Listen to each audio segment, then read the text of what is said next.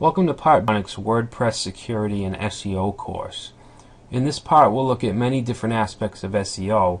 We'll look at how we can optimize content using strategies like keyword placement.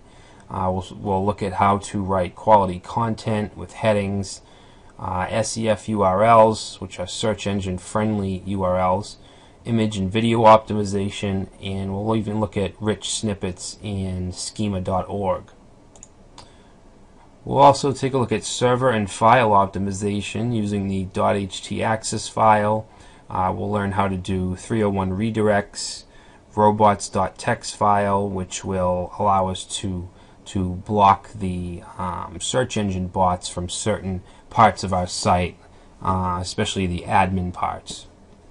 We'll create an XML sitemap and also submit it to Google Webmaster Tools. And of course, we have WordPress based SEO. We'll look at the core WordPress system and how we can optimize that. We'll use permalinks, which are basically search engine friendly URLs. We'll use the Yoast plugin, which gives us all around SEO. Pretty much any aspect of SEO, you can find that functionality in Yoast.